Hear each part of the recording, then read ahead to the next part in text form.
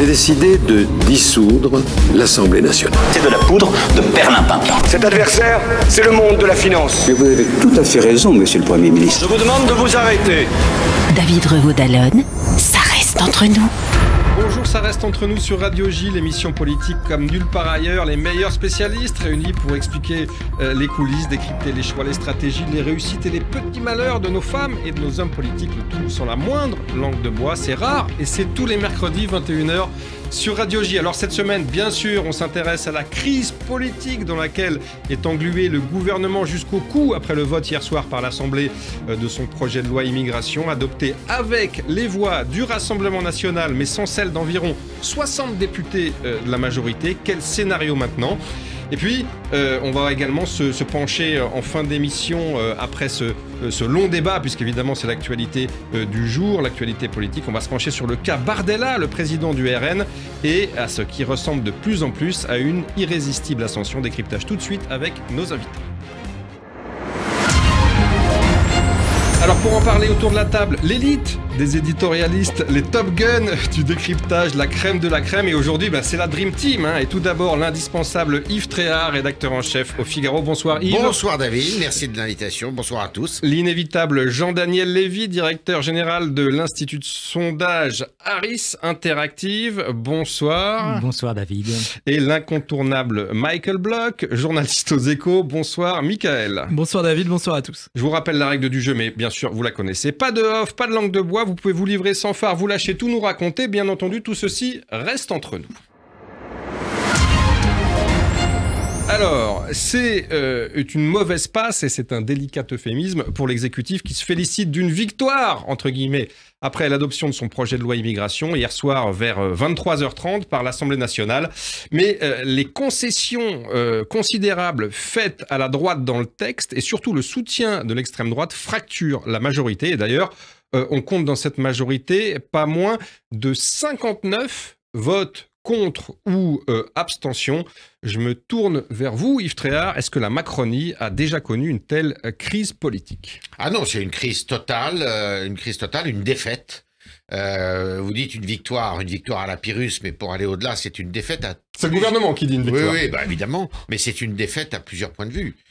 C'est une défaite d'abord sur le texte, puisque c'était pas le texte originel du président de la République et de la majorité. Comme on sait, c'est un texte qui a été largement inspiré par le LR, les Républicains. Du Sénat, notamment. Du Sénat, notamment, c'est effectivement le cas. Deuxièmement, c'est une défaite parce que jamais la majorité s'est fracturée de la sorte, avec une Assemblée nationale, une majorité relative à l'Assemblée nationale qui a explosé en vol, vous l'avez dit. Beaucoup de députés ont voté ou contre, carrément contre, faut quand même le noter, ou se sont abstenus, c'est quand même... 60, c'est environ un quart du groupe, qui a voté contre. Contre ou abstention. Oui. Et puis, troisième défaite, c'est que on voit un président de la République qui est de plus en plus seul. Au sens où il y a plusieurs ministres qui menacent de démissionner. Il y en a un d'entre eux qui a déjà... largement répété qu'il allait le faire dans les heures à venir. Donc, c'est un moment qui est compliqué pour le président de la République, qui risque de rentrer, d'après moi, dans une nouvelle forme de cohabitation. Alors, on va examiner tout à l'heure tous les scénarios pour le lendemain. Jean-Daniel Lévy, je me tourne vers vous. Même question qu'à Yves Tréhard. Est-ce que la Macronie a connu une crise politique d'une telle ampleur depuis 2017 ? Non, jamais, pourtant il y en a eu un certain nombre. Jamais depuis 2017 on a eu cette situation-là. Et même quand on reprend l'histoire de la Ve République, il est rare d'avoir des parlementaires de la majorité présidentielle qui se comportent avec ce type d'approche et, comme l'indiquait Yves Tréhard, pas uniquement avec une abstention, pas uniquement avec une non-présence dans le cadre de l'Assemblée au moment du vote, mais également avec un vote qui est un vote contre et qui aboutit par la démission d'un ministre, et non des moindres, M. Rousseau, qui ministre de la Santé. Ministre de la Santé, non seulement ministre de la Santé, mais qui a également été le directeur de cabinet de la Première ministre, Elisabeth Borne. Donc c'est quand même un phénomène qui est un phénomène majeur. Et ce que nous, on trouve intéressant, c'est que la fracture qui traverse la majorité présidentielle aujourd'hui s'inscrit dans un double registre. Un premier registre, c'est qu'Emmanuel Macron n'a jamais fait de la question migratoire une thématique centrale de ses campagnes électorales, que ce soit celle de 2017 ou 2022. Donc, dans une certaine mesure,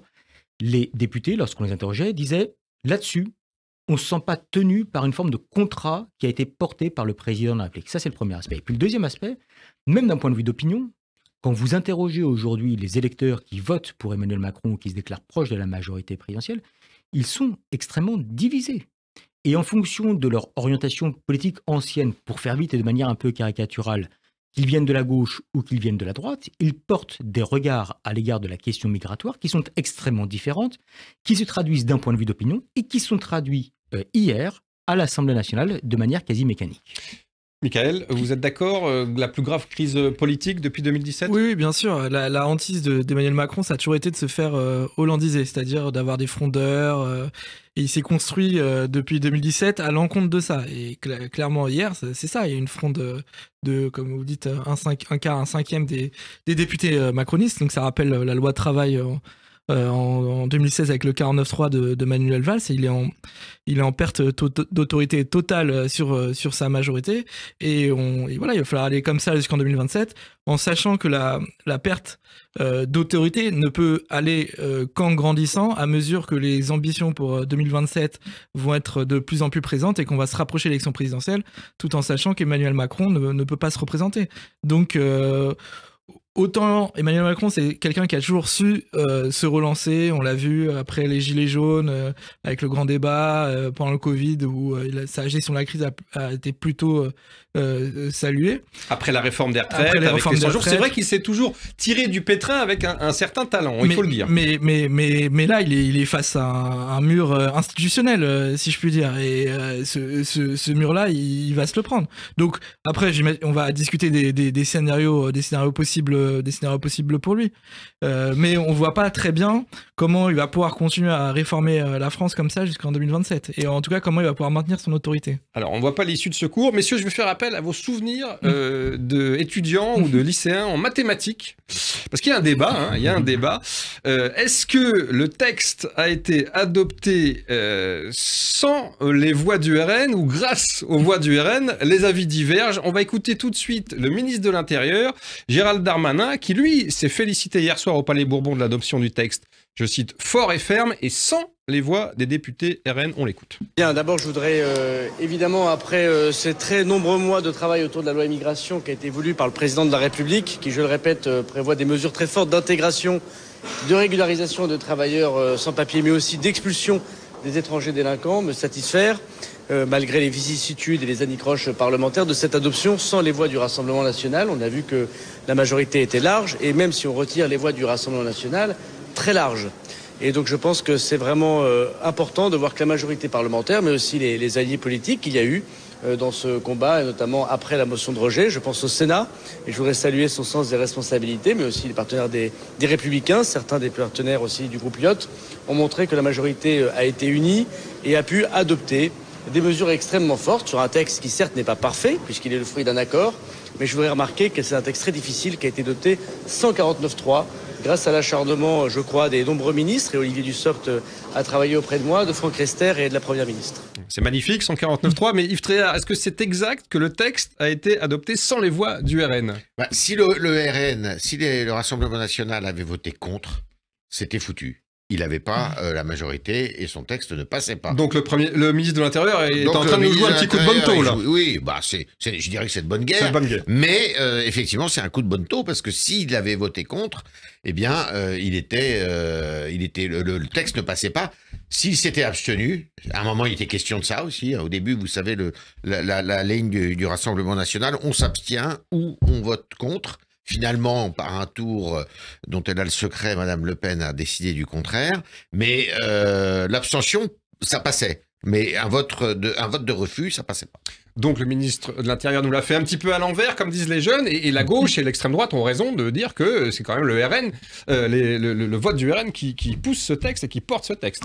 On peut imaginer qu'à partir du moment où Emmanuel Macron avait indiqué qu'il accepterait entre guillemets la loi, c'est-à-dire qu'il ne demanderait pas une deuxième lecture et qu'il se poserait la question sur la promulgation, qui est la seule condition que le RN n'ait pas contribué à l'adoption, que dès le départ, ils imaginaient que ça serait dans cette direction-là que ça s'orienterait. Donc, oui, parce qu'il faut préciser que, comme vous le dites, Emmanuel Macron avait envisagé de recourir à l'article 10 de la Constitution pour faire redébattre et revoter ce texte si d'aventure les voix du RN étaient décisives.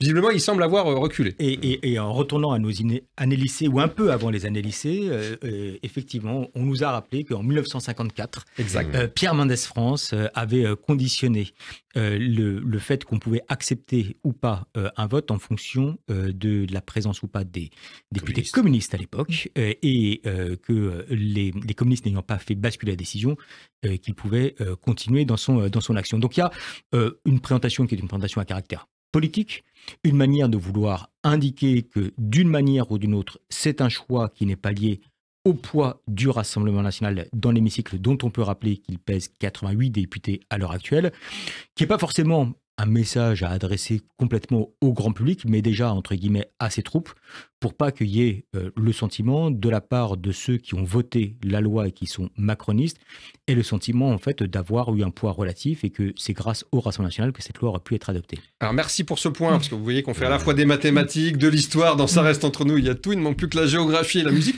Michael Bloch, je me tourne vers vous. C'est quand même difficile à avaler pour l'exécutif d'avoir fait passer ce texte avec les voix du RN. C'est d'ailleurs la raison pour laquelle ils essayent de nous emberlificoter un petit peu. Non, c'est sûr. Après, tout ça, c'est un peu de la politique fiction, puisque si le Rassemblement national avait annoncé qu'il voterait contre, on peut imaginer qu'il y a des députés... C'est ce qu'il avait fait initialement, d'ailleurs. Oui, on peut imaginer qu'il y a des députés macronistes qui auraient voté pour.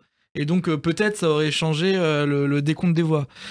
Donc tout ça, c'est des jeux parlementaires, et c'est vrai que ça nous rappelle pas de la 5e République, ça nous rappelle beaucoup plus la 4e République, effectivement, où on voit que finalement, dans le cas de majorité relative, c'est plutôt la minorité, comme on a vu avec les Républicains, qui est capable à certains moments d'imposer des choses à ceux qui ont été majoritaires dans les élections, bien que de manière relative.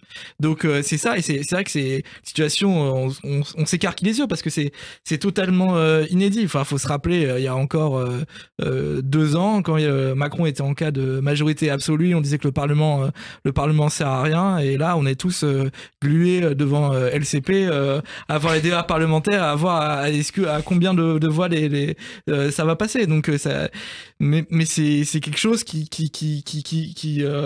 ressemblerait à une 4e République, et si on avait la proportionnelle, et en fait on est dans cette situation là. Intéressant ce rappel à la 4e République, parce qu'on a un peu le pire de la 4e avec la tambouille et le régime des partis, que fustigeait le général, mais aussi le pire de la 5e, parce que cette verticalité, le président qui a piloté les débats de la commission mixte paritaire, alors que c'est totalement c'est pas dans les usages, mais c'est lui qui grosso modo suivait bout à bout ces débats. Alors on y faisait allusion tout à l'heure, volte-face du Rassemblement national, qui nous avait expliqué doctement jusqu'à hier matin qu'il ne voterait pas ce texte, qui n'allait pas du tout dans le bon sens. Et vers 15h30, Madame Le Pen déboule, salle des 4 colonnes, et explique, alors même que ses principaux lieutenants n'étaient pas encore au courant, semble-t-il, qu'elle va voter ce texte qui, je la cite, est une victoire idéologique pour son parti. On l'écoute. Maintenant, je tiens à dire que c'est un tout petit pas.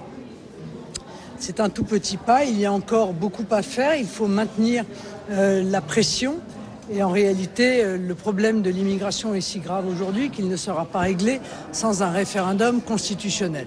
On peut tout de même se réjouir d'une avancée idéologique, d'une victoire même idéologique du Rassemblement national, puisque est inscrit maintenant dans cette loi la priorité nationale, c'est-à-dire l'avantage donné aux Français par rapport aux étrangers présents sur notre territoire dans l'accès à un certain nombre de prestations sociales qui sont aujourd'hui soumises pour les étrangers à des conditions, certes pas assez sévères à notre goût, mais sur le principe, je crois que c'est une grande victoire idéologique de notre mouvement. Est-ce que vous confirmez que vos députés votent pour? Est-ce que c'est une manière aussi d'embarrasser le gouvernement avec des votes pour du Rassemblement national? Non, mon objectif dans la vie n'est pas d'embarrasser le gouvernement. Il s'embarrasse déjà très bien tout seul, il faut bien le dire, ainsi que la gauche qui vient d'opérer un suicide en direct, puisque Ils ont contribué, je les en remercie d'ailleurs, hein, à permettre que cette loi qui, encore une fois, prévoyait au départ une nouvelle filière d'immigration massive, eh bien, termine en une loi qui durcit, certes, un petit pas, mais un peu tout de même, les conditions d'immigration dans notre pays. Voilà, pour une fois que la gauche est utile à quelque chose. On l'a entendu, elle pavoise donc, Marine Le Pen. Est-ce que c'est exact, Yves Tréhard? Est-ce que c'est une grande victoire idéologique pour le Rassemblement national ou juste un petit coup tactique qui a porté ses fruits? Non, c'est un coup tactique qui a porté ses fruits, mais c'est vrai que si on regarde les sondages, quand même, une forte majorité de Français, y compris de sensibilité de gauche, réputés de gauche, étaient quand même, parce que on peut en parler de ce texte, hein, ça ne changera rien à l'immigration en France, mais absolument rien. On le voit à l'échelle de la Grande-Bretagne, où la Grande-Bretagne n'a pas toutes les aides sociales qui existent en France, et ils sont débordés par l'immigration. Pourtant, le ministre de l'Intérieur nous explique que maintenant, on va appliquer les OQTF et renvoyer les clandestins sous obligation de quitter le territoire. On est vraiment dans la tambouille politique, si vous voulez. Et Madame Le Pen, c'est assez étonnant d'ailleurs qu'elle ait changé de pied comme ça, parce que le texte n'a pas beaucoup changé par rapport à celui qui est parti en commission mixte paritaire, mais elle a changé de pied, et moi je me demande si elle n'a pas changé de pied pour montrer qu'elle avait une victoire idéologique, parce que effectivement tout de suite la gauche monte sur ses ergots, et alors là à ce moment-là, et puis ça remplit tous les médias aussi, il faut le voir. Hein. C'est la une de tous les quotidiens ce matin. Donc voilà, et donc c'est une victoire pour elle, mais je me demande dans quelle mesure elle aurait voté contre. Et là c'était plus qu'une victoire, elle aurait fait tomber le gouvernement. Peut-être le président de la République aurait demandé une relecture du texte, mais enfin, on serait rentré dans une crise encore bien pire que celle-ci. Est-ce que, en faisant ça, elle avait peur d'aller à une dissolution et elle avait peur de gâcher ses chances pour 2017? Moi, je crois, je reste persuadé qu'elle ne veut surtout pas occuper le pouvoir, elle ou Bardella, d'ici à 2027, pardon. Puisqu'évidemment, il y a cette règle d'or qui veut que le Premier ministre de cohabitation perd toujours la présidentielle qui suit. Ouais. Alors vous faisiez allusion... Il prend des risques. Absolument. Ça aurait été la première fois. La virginité qui fait aujourd'hui l'attrait du Rassemblement national disparaissait. Alors vous faisiez allusion, Yves Tréhard, au soutien de l'opinion aux mesures, on va dire, répressives du texte, c'est-à-dire au souhait de voir les clandestins raccompagnés effectivement, ce qui n'est pas le cas aujourd'hui, ou moins dans moins de 10% des cas. Je me tourne vers vous, Jean-Daniel, spécialiste de l'opinion. Il y avait quand même une dichotomie, c'est-à-dire que oui, l'opinion, même de gauche, soutenait les mesures répressives, mais soutenait aussi la partie socio-économique ou humaniste du texte qui figurait dans le fameux article 3 sur la régularisation des travailleurs sans papier dans les métiers en tension. En fait, l'opinion soutenait finalement le postulat. Et le MEDEF, même si le MEDEF l'a pas forcément crié sur les toits, mais soutenait quand même les deux postulats de départ qui étaient un peu l'équilibre initial du texte tel que conçu par le gouvernement. Oui, avec, je pense que c'est important de le rappeler, une intensité dans la perception des enjeux migratoires qui n'est pas la même selon qu'on interroge des électeurs de gauche ou de droite. C'est-à-dire ? Pour faire vite, c'est-à-dire que vous interrogez les électeurs de droite à la dernière élection présidentielle. Globalement, la thématique migratoire fait partie des 2-3 premières motivations de vote. On peut rappeler d'ailleurs que ce n'était pas la première motivation de vote de l'électorat de Marine Le Pen, parce que la première motivation de vote, c'était à l'époque déjà la question du pouvoir d'achat. Quand vous interrogez les électeurs de gauche, la question migratoire arrive en 7e, 8e, 10e position parmi les sujets de préoccupation ou les sujets de motivation. Et le premier, c'est donc chez eux aussi le pouvoir d'achat. C'était aussi le pouvoir d'achat. Le pouvoir d'achat près de l'ensemble des électorats, hormis l'électorat d'Éric Zemmour, qui a émis la question d'immigration comme étant la première motivation. Donc il y a cette dimension qui est une dimension d'intensité. Là où les choses ont quand même changé par rapport au milieu des années 90, on se rappelle en fait qu'il y avait eu des mouvements de soutien qui s'étaient exprimés dans la rue, notamment à l'époque de Saint-Bernard, si je ne me trompe pas, en 1995. Avec une gauche qui était mobilisée, non pas pour dire il faut réfléchir sur les conditions d'intégration, mais pour la régularisation des sans-papiers. La gauche aujourd'hui n'est plus complètement sur cette ligne-là, ni d'un point de vue politique, ni d'un point de vue de l'ensemble de l'électorat. À part peut-être les mélenchonistes. À part peut-être les mélenchonistes, mais en fait les mélenchonistes qui sont présents à l'Assemblée nationale, pas les personnes qui se déclarent proches de la France insoumise, pour lesquelles le regard à l'égard de l'immigration n'est pas exactement avec le même type d'approche. Mais en tout cas, ce qui nous apparaît important de dire, c'est que la thématique qui est aujourd'hui une thématique au centre de l'agenda politique depuis un an quasiment, et de manière plus massive au cours de ces 3 derniers mois, c'est une thématique qui traverse les personnes qui sont les plus à droite sur l'échiquier politique.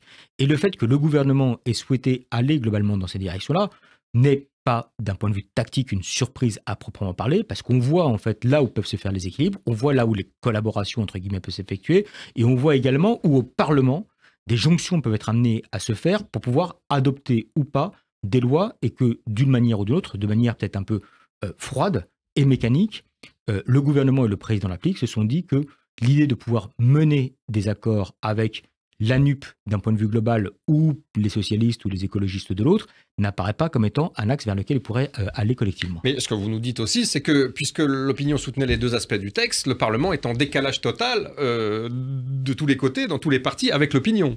Oui, enfin, non seulement ça, et puis surtout, ce qui va être intéressant, c'est de voir ce qu'on va retenir du texte dans les 3-4 prochains jours et puis dans les prochaines semaines. Parce que nous avons des Français qui sont surinformés, et puis nous avons également des Français qui vont avoir des regards qui vont être parcellaires.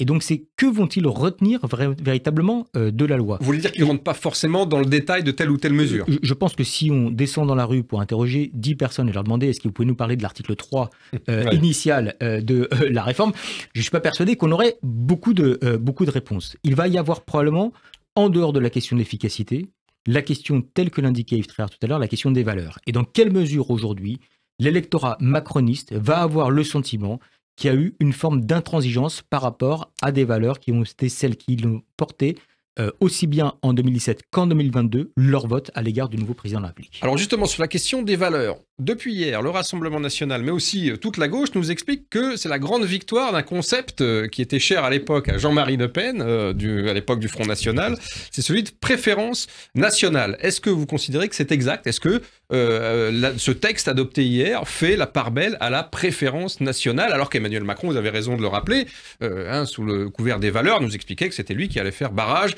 et faire disparaître ou réduire. Voilà, c'était réduire l'extrême droite. Moi, je considère pas, parce que c'est en fait, ça a durci des mesures qui existaient déjà. Notamment sur les allocations. Notamment sur les allocations, etc. Puisqu'il y avait une carence de 6 mois, je crois, qui a été allongée à 5 ans pour ceux qui ne travaillent pas. Donc, en vérité, ça existe déjà un peu dans le droit français. Donc, après, c'est effectivement ce qui est en train de... l'argument que met en avant la gauche, et ce qui est potentiellement, on le verra dans les sondages, ce que retient l'opinion, puisque c'est effectivement quelque chose de fort qui est en train de passer, etc. Je voudrais revenir un peu sur ce qu'a dit Marine Le Pen, qui était pour le coup assez intéressant, parce que c'est ta manière, elle essaye d'embarrasser le gouvernement, mais c'est dit qu'elle n'embarrasse pas le gouvernement. Mais pour le coup, c'est exact, c'est vrai qu'il s'embarrasse pas mal tout seul. Mais sur la gauche, ce qu'elle dit, c'est tout à fait exact. C'est exact de dire que la gauche, qui a pavoisé pas plus tard que la semaine dernière, après la motion de rejet, en disant échec pour Darmanin, voilà, ça n'arrivera pas, etc. Et aujourd'hui, il y a un texte qui arrive qui est beaucoup plus dur que ce qui était prévu à l'origine, pas avec le texte gouvernemental. Donc si la NUP avait essayé de faire un coup politique, on l'a vu, c'est assez réussi. Mais s'ils avaient essayé d'améliorer les choses ou de tenir compte de ce que pense leur électorat avec un texte plus équilibré, c'est totalement raté. Et c'est d'ailleurs Delphine Batho, c'est la seule du côté de la NUP qui l'a mis en avant la semaine dernière en votant contre cette motion de rejet, contrairement à tous ses camarades de la NUP. Mais c'est aussi une grande responsabilité de la gauche par rapport à ce texte. Je sais qu'on parle beaucoup du gouvernement, de la victoire du potentiel du RN, etc. Mais la NUP doit aussi être mise face à ses responsabilités. Vous êtes d'accord, Yves Tréhard, que la gauche, qui avait cru faire un bon coup tactique, s'est finalement révélé un coup éphémère? Est-ce qu'elle ne se retrouve pas fort dépourvue quand la bise est venue? Bah oui, puisque finalement, elle perd sur tous les fronts. Elle perd sur le fond. Oui, évidemment, ça c'est incontestable, le texte ne correspond absolument pas à ses idées. Et puis elle perd nécessairement face à l'opinion, parce qu'il y a quand même une opinion, même si effectivement Jean-Daniel a eu raison de le dire, les sensibilités, il y a des nuances, plus que des nuances même, qu'il faut prendre en compte. Et puis elle perd aussi, puisque c'est elle qui a fait adopter ce texte. Hein, c'est aussi d'une certaine façon. C'est à cause d'elle qu'on en est là, d'une certaine façon. Alors la gauche n'a pas vraiment de quoi paboiser, mais je pense que ça fait aussi quand même un peu les affaires d'un certain Jean-Luc Mélenchon. Pourquoi ? Parce qu'il n'est pas à l'Assemblée nationale, il n'est pas au Sénat. Et il peut dire vous voyez, si j'avais été là, ça aurait été différent. Donc il a le beau rôle en fait dans cette histoire. Les absents ont toujours raison. Je vous repose la même question dans le texte. Victoire de la préférence nationale ou pas ? Non, parce que je suis assez d'accord. C'est-à-dire qu'il y a beaucoup de dispositions qui étaient. Alors, ça a été renforcé, mais cette préférence nationale, deux choses. D'abord, elle existait déjà.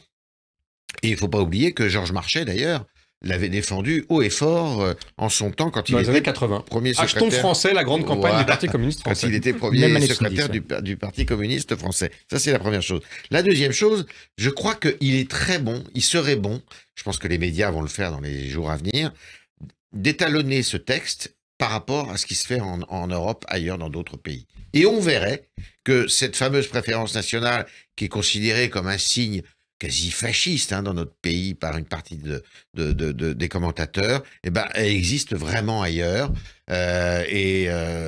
Donc ça relativise quand même pas mal les choses. Quand on se regarde, on se désole. Quand on se compare, on se console. On se console. Alors, une autre joyeuseté, pour ne pas dire incongruité de cet épisode, qui en compte quand même un certain nombre, on va écouter la Première ministre qui a reconnu ce matin au micro de France Inter que plusieurs dispositions inscrites dans le projet de loi ne lui semblaient pas conformes à la Constitution. C'est quand même fort de café, on l'écoute tout de suite. Le Sénat, Gérald Darmanin a déclaré que des mesures du texte étaient manifestement contraires à la Constitution. Oui, je vous confirme. Lesquelles ?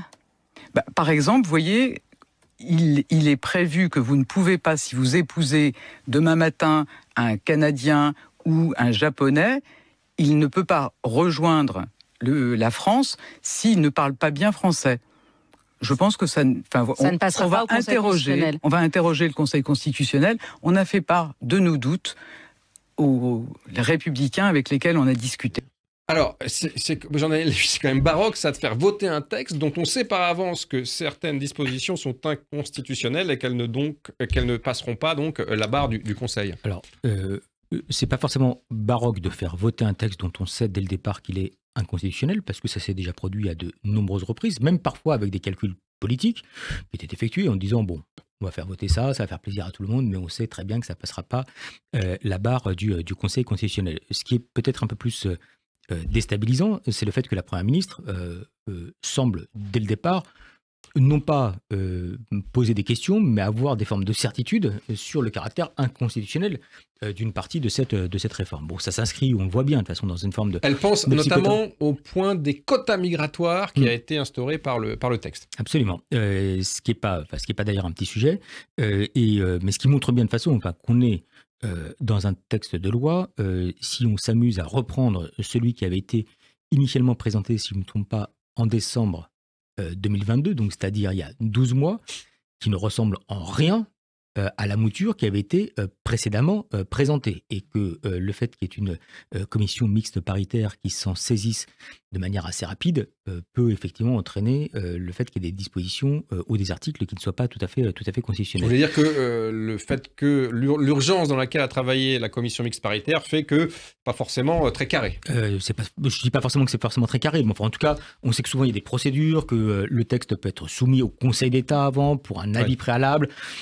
Sauf si quelques éléments m'ont échappé, j'ai pas l'impression que le Conseil d'État ait eu le temps d'être saisi et de délibérer hier, ne serait-ce qu'en urgence. Quand on écoute Elisabeth Borne, elle n'a pas l'air beaucoup plus atteinte que cela par le fait qu'une partie de la loi ait été adoptée, quand bien même un certain nombre d'articles pourraient être inconstitutionnels. Je pense que chacun a ses urgences, que l'urgence en fait d'Elisabeth Borne hier, c'était de faire en sorte qu'il puisse y avoir une loi qui soit votée, qu'elle soit votée sans qu'on puisse dire que celle-ci avait été adoptée grâce aux voix du Rassemblement national, et que les dégâts collatéraux effectués au sein de la majorité parlementaire qui soutient le président de la République soient les plus minimes. Le reste, on va dire, ça fait partie des points qui probablement apparaissent comme étant secondaires. Alors vous avez raison d'insister sur ce point, c'est pas panique au plaza, c'est panique dans la majorité. On l'a dit, 59 députés de la majorité se sont abstenus ou ont voté contre, un quart du groupe, grosso modo, à commencer par des personnalités telles que le président de la commission des lois, Sacha Houlié, qui avait aussi présidé la commission mixte paritaire, qui a voté contre, la présidente de l'Assemblée nationale, alors a voté... Yael Braun-Pivet a voté le texte, mais a fait part de son mécontentement pour ne pas dire plus. Et puis, le ministre de la Santé, Aurélien Rousseau, a démissionné ce matin. Il a été remplacé par Agnès Firmin-Lebaudot. Plusieurs ministres de l'aile gauche de la majorité ont aussi menacé de démissionner. La fracture n'a jamais été aussi ouverte au sein de la majorité. Je me tourne vers vous, Michael. C'est grave, docteur ? Oui. Bah, c'est assez grave. Bon, effectivement, l'avenir d'Elisabeth Borne est posé, puisque, comme le disait justement Jean-Daniel Lévy, on a bien vu ce matin qu'elle était, même si elle défendait le texte, elle était extrêmement mal à l'aise avec certaines dispositions du texte. Notamment, elle a pris l'exemple de la caution demandée aux étrangers en disant que ça pouvait être ramené à 10 ou 20 euros. Donc, on se demande pourquoi ça a été mis dans le texte, si c'est pour mettre une caution de 10 euros.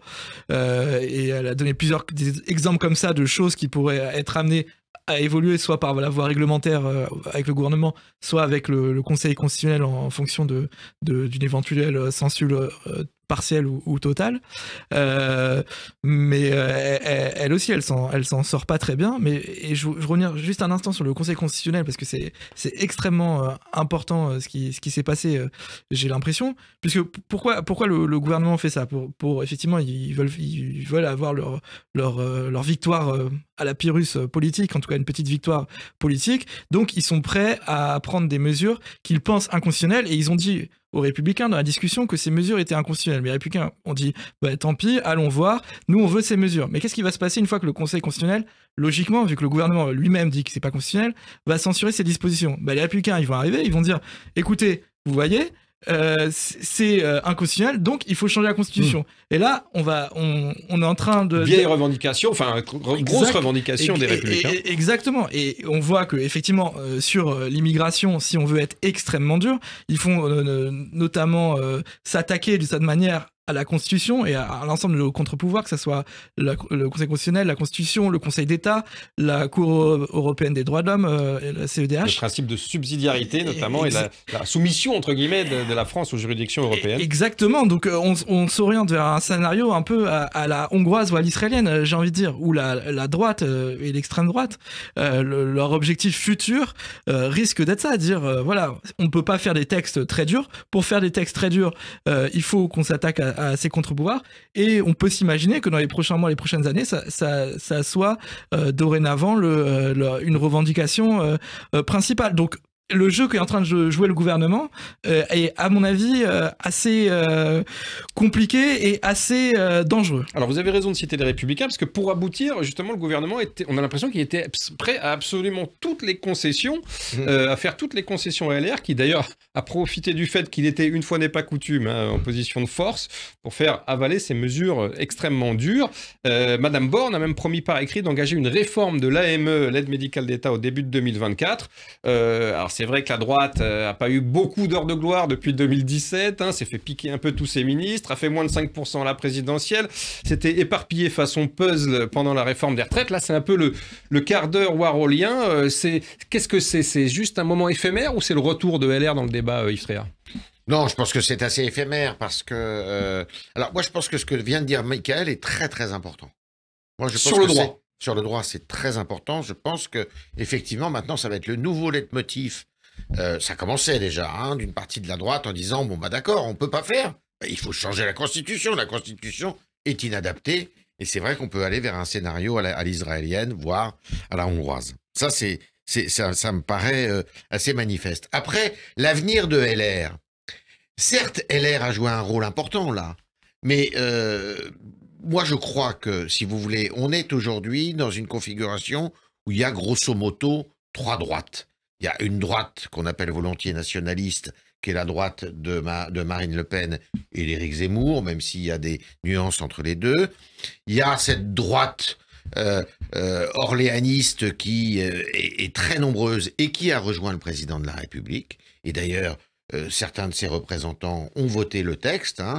C'est quand même la majorité, une grande majorité. Alors qu'il a été élu par des voix de gauche en 2017, il s'est de plus en plus droitisé et aujourd'hui on peut considérer qu'il draine avec lui une grande partie de l'électorat de droite, qui est l'électorat, je dirais, si vous me permettez cette comparaison, de la lecture des Échos ou du Figaro Économie, c'est-à-dire une droite économique, une droite des affaires, une droite la droite orléaniste selon l'acception de René Raymond. Et puis à côté de ça, vous avez une droite alors elle qui est de plus en plus chétive, qui est une droite, alors qu'on dirait légitimiste, mais ça veut pas dire la même chose que du temps de René Raymond, qui est une droite qui est de plus en plus, qui veut pas aller vers Macron, parce qu'il déteste le bonhomme, et il y en a beaucoup, et qui ne veut pas aller vers l'extrême droite, vers la droite nationaliste, parce qu'il déteste et il juge incompétente Madame Le Pen.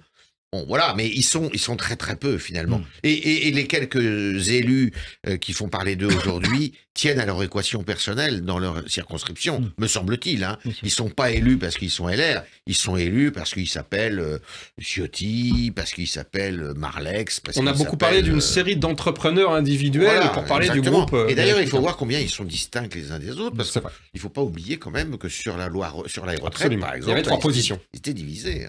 Alors, sur ce triangle de droite qu'évoquait Yves Tréhard, avec un petit côté qui est celui de la droite LR, comment vous jugez les choses de Jean-Daniel Lévy du point de vue de l'opinion? Est-ce qu'elle a le vent aux poupes? On n'a pas quand même le sentiment que c'est pas le cas.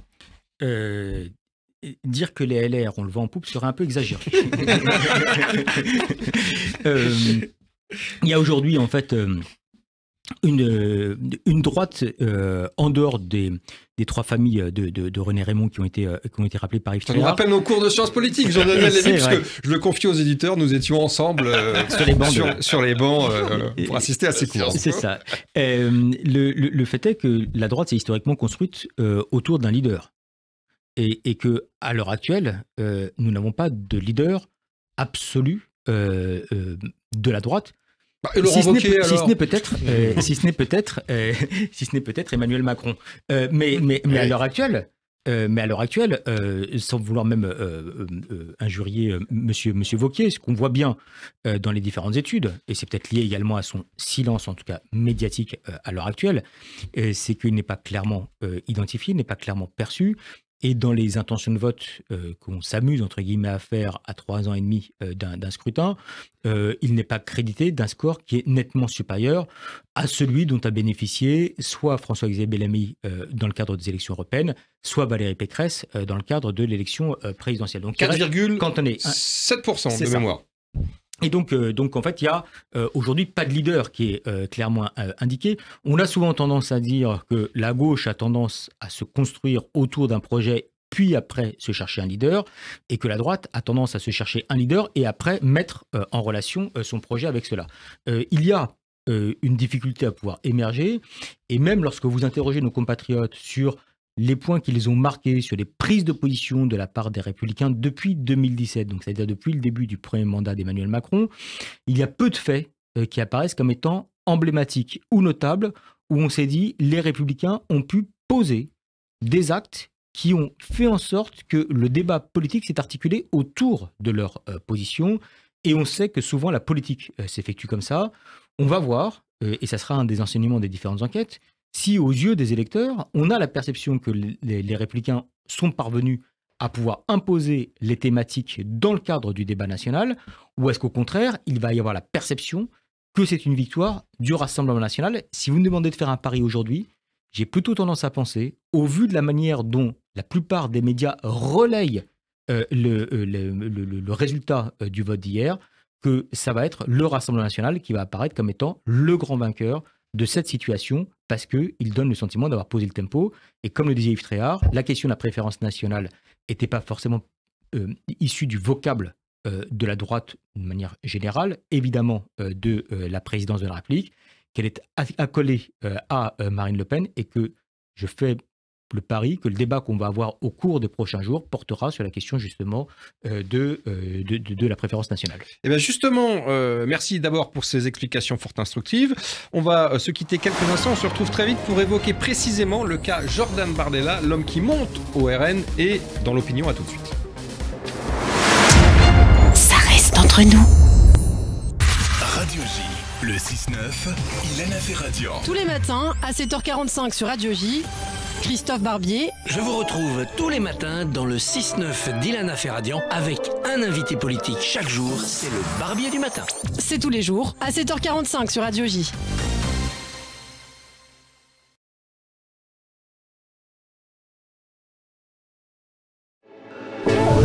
Radio J.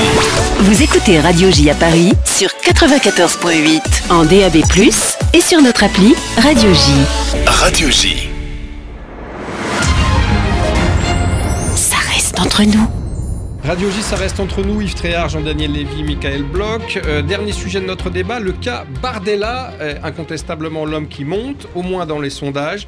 44% de bonnes opinions dans une enquête IFOP, soit plus 6 points en un mois, ce qui lui permet de passer juste devant Marine Le Pen pour la première fois. Et selon Elab, 46% estiment qu'il ferait un bon Premier ministre de cohabitation. Qu'est-ce qu'il se passe, Jean-Daniel Lévy, autour du président du RN? Est-ce que vous avez des chiffres et des analyses à l'appui de cette montée qui semble irrésistible? Alors déjà, il y a une montée tendancielle des personnes qui sont les plus à droite sur l'échiquier politique dans le cadre de tous les baromètres de confiance. Et quand vous regardez aujourd'hui, dans le baromètre que nous réalisons à Harris Interactive pour LCI, parmi les 5 premières personnalités, vous en avez 3 qui sont issus de la droite la plus à droite, à savoir Marine Le Pen, Jordan Bardella et également Marion Maréchal. Donc il y a une poussée tendancielle. Le deuxième aspect, c'est que les électeurs nous disent que Jordan Bardella est terriblement clair quand il parle.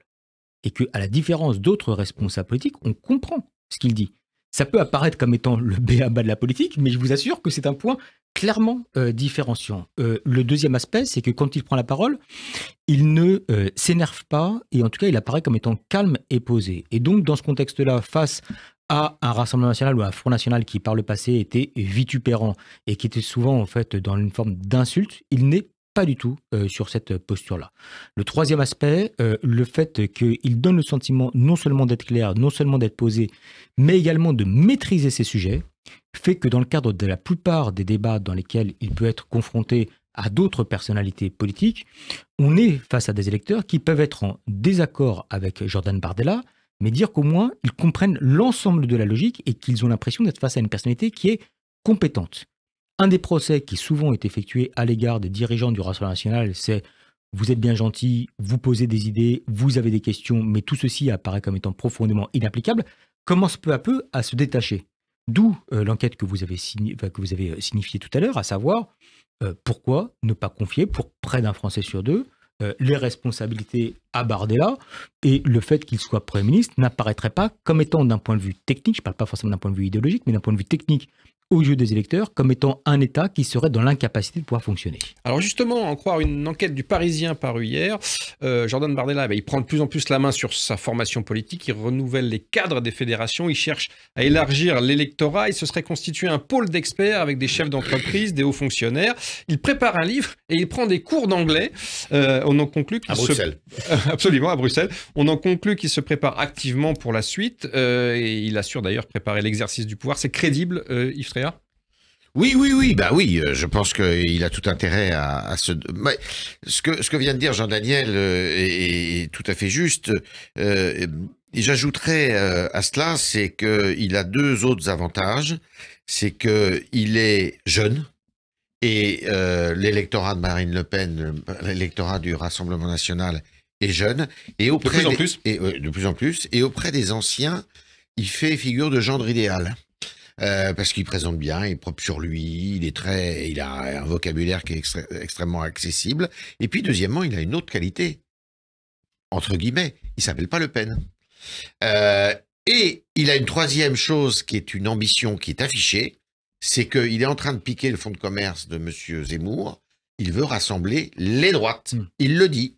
Il dit, moi, je veux rassembler les droites, c'est-à-dire les droites en général, pas uniquement la droite extrême ou la droite de la droite. Donc, et il y réussit, si j'en crois les sondages, il réussit mieux que les autres à le faire. Donc, il a un avenir, certainement. Combien de temps ça va durer vis-à-vis de Madame Le Pen, qui est quand même la patronne, si je puis dire, ça, c'est la grande question. Il a, je dirais, beaucoup d'avantages et des qualités très supérieures à ce qu'était Florian Philippot, qui a longtemps été l'alter ego de Madame Le Pen, numéro 2 de Madame Le Pen. Il a beaucoup plus de qualité parce que autant l'autre était un théoricien qui n'affichait pas une sincérité évidente, un énarque, autant lui c'est un militant de la base de Seine-Saint-Denis, fils d'immigrés, il faut le dire, enfin d'une famille immigrée italienne, et qui en plus a des accents sincères. Quand il parle, on voit pas le coup fourré derrière.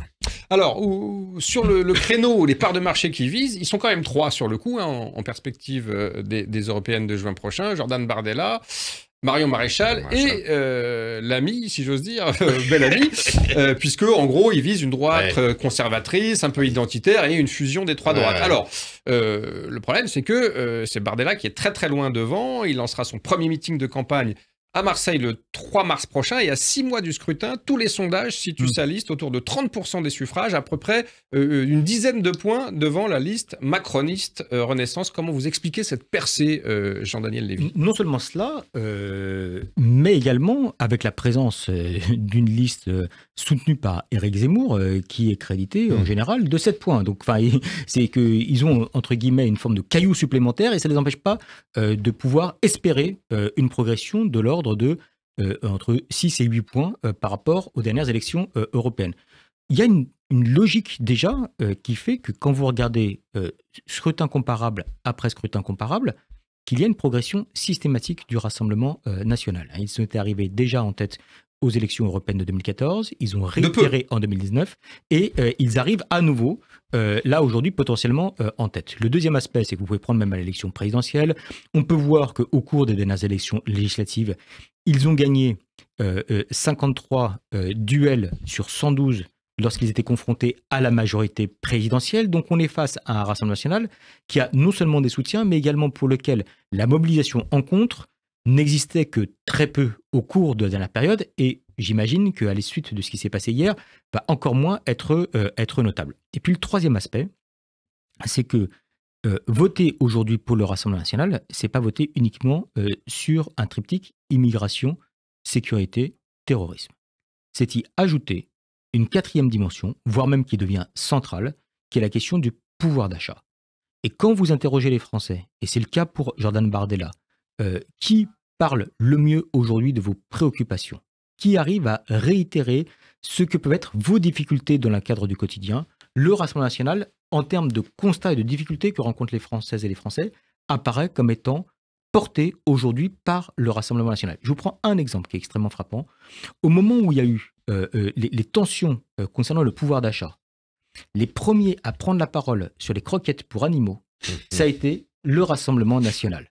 C'est un sujet qui touche une majeure partie de la population et une majeure partie de l'électorat du Rassemblement national. En disant, au moins eux, ils savent ça. Les amis des bêtes. Mais il n'y a aucun côté de ma part de forme de remise en cause ou de moquerie ou de quoi que ce soit. C'est qu'ils ont su pointer un sujet qui touchait une part de la population, qui derrière la question du pouvoir d'achat faisait que certains sont préoccupés par l'avenir de leurs enfants, certains sont préoccupés par l'avenir de leurs animaux de compagnie, disaient au moins eux ont porté cette thématique-là. Je vous prends cet exemple parce que c'est... Non, mais c'est la fameuse transformation du parti en parti attrape-tout, selon nos cours de sciences politiques. C'est un parti attrape-tout, exactement, et qui arrive également à mettre à l'agenda ou à poser des enjeux qui sont des enjeux qui préoccupent une partie de nos compatriotes, alors que, je vais utiliser volontairement ce terme-là, la classe politique, donc c'est-à-dire les autres acteurs, n'abordent pas du tout ce sujet-là. Je prends celui-là qui peut nous faire sourire. Il y en a plein d'autres qui seraient illustratifs également de cette différenciation du Rassemblement national dans son expression par rapport à ce que peuvent être d'autres acteurs politiques. Est-ce que l'argument utilisé tout à l'heure par Yves Tréhard, selon lequel le fait qu'il ne s'appelle pas Le Pen est aussi un atout électoral pour lui? Alors, c'est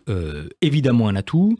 Et ça l'est d'autant plus, si vous me permettez, plus auprès des classes d'âge qui sont les plus élevées qu'auprès des jeunes générations, parce que quand vous interrogez, pour faire vite, les personnes qui sont âgées de moins de 25 ou moins de 30 ans, globalement, Jean-Marie Le Pen ne les a quasiment pas marqués. Et il ne voit pas, lorsqu'il y a des références qui sont effectuées à l'égard du passé du nom Le Pen, des propos qui ont pu être tenus de la part de Jean-Marie Le Pen, voire des positions du Rassemblement national qui étaient portées haut et fort, en tout cas de manière plus massive qu'elles ne peuvent être aujourd'hui, ça ne leur parle quasiment pas. Donc ça touche et ça a tendance à renforcer plutôt les classes moyennes intégrées, âgées de plus de 35 ans, qui elles se disent au moins, c'est plus le côté Le Peniste qui est potentiellement en responsabilité.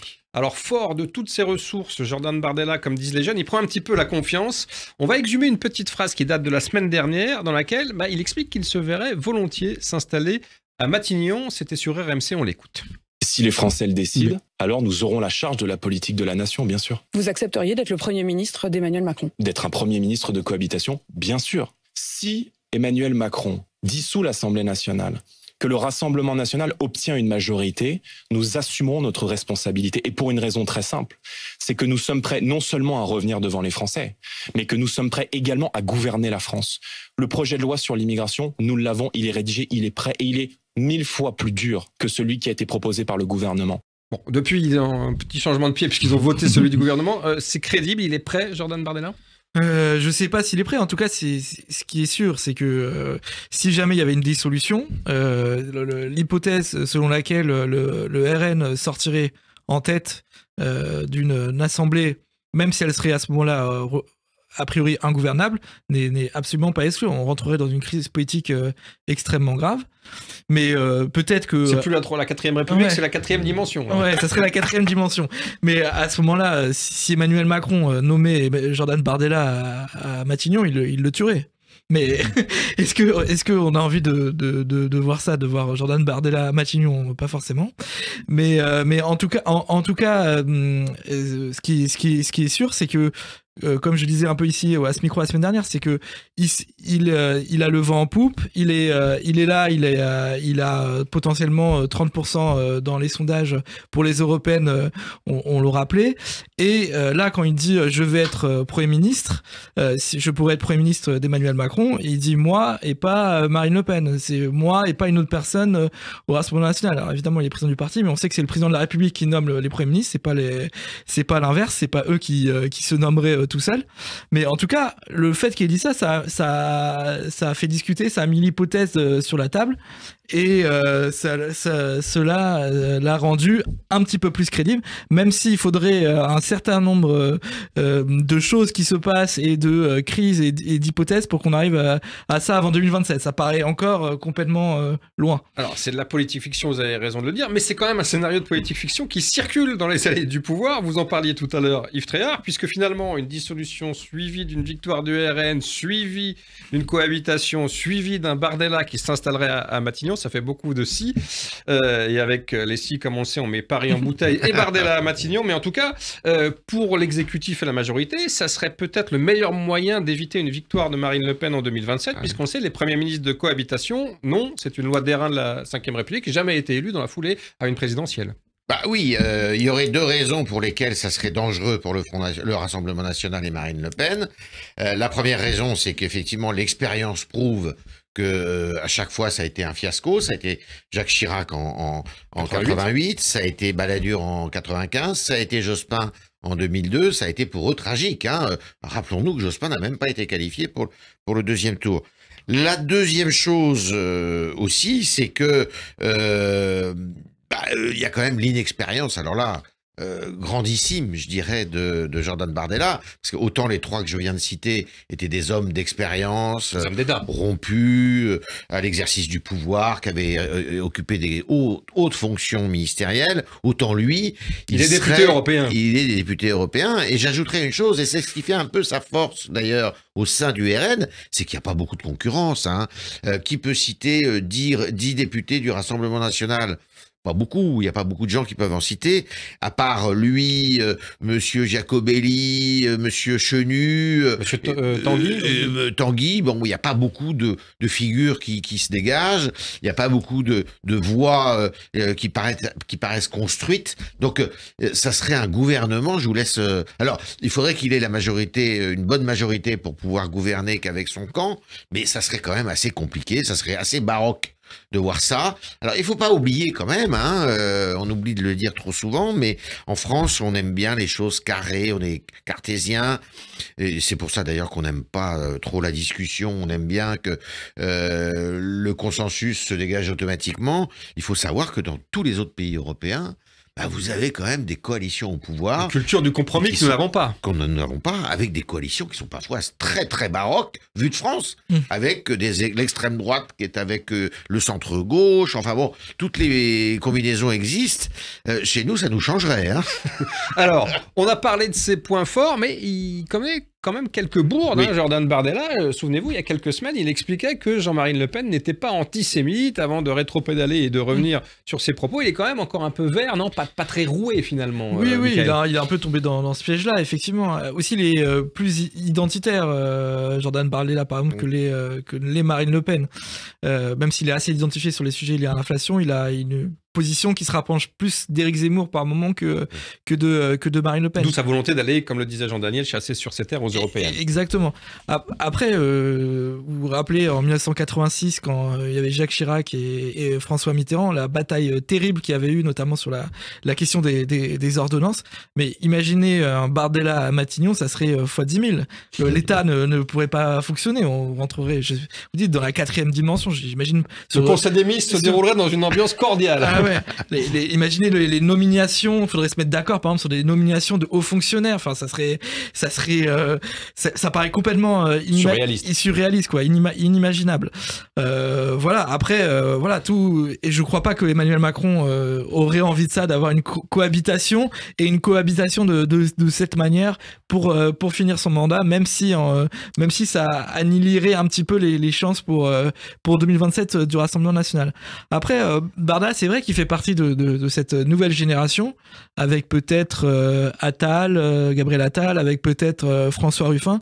On parlait aussi de Quatennens avant qu'il n'explose en vol suite à son affaire de sa condamnation pour violence conjugale. De ces personnages, en tout cas, qui suscitent une sorte d'intérêt un peu dans l'opinion, de curiosité.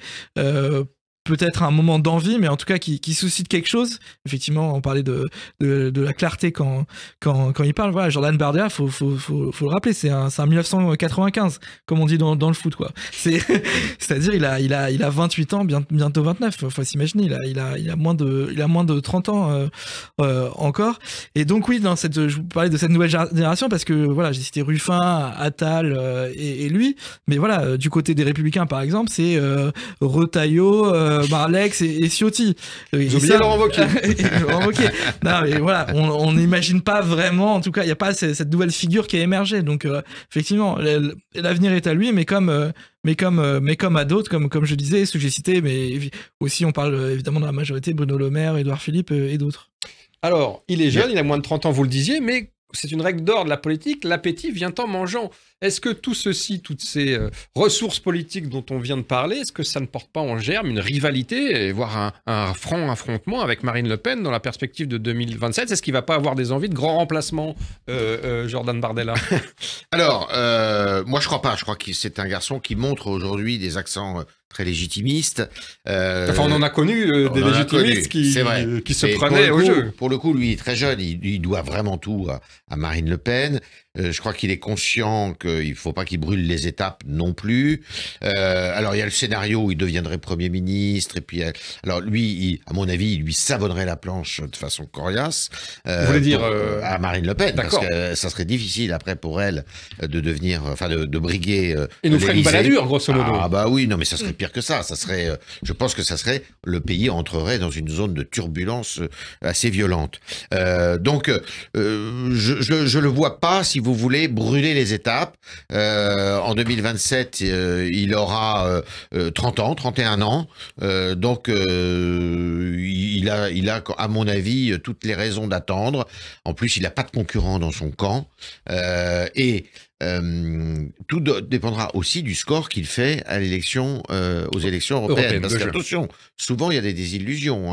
Il ne faut pas oublier que les élections européennes, souvent, ils sont donnés supérieurs à ce qu'ils récoltent finalement. Donc il faut être prudent. J'ajouterais ce que disait Michael pour la droite républicaine. Il y en a un peut-être, ça serait Aurélien Pradier. chez les jeunes. Qui est jeune, mais pour l'instant qui n'a pas encore percé véritablement dans l'opinion. Eh bien, merci les amis, merci à tous les trois pour vos infos, explications lumineuses, vos éclairages. Nous savons tout de l'adoption du projet de loi immigration grâce ou pas aux voix du RN et de l'irrésistible ascension de Jordan Bardella. On se retrouve la semaine prochaine pour la der des der de l'année 2023, un best-of de l'année. Les meilleurs moments de ça reste entre nous et d'ici 15 jours, le 3 janvier, avec nos décrypteurs de la politique. D'ici là, bien sûr, je compte sur vous et votre discrétion. Tout ce qui est à Radio J reste à Radio J. Tout ceci reste entre nous. Excellente soirée et à très bientôt.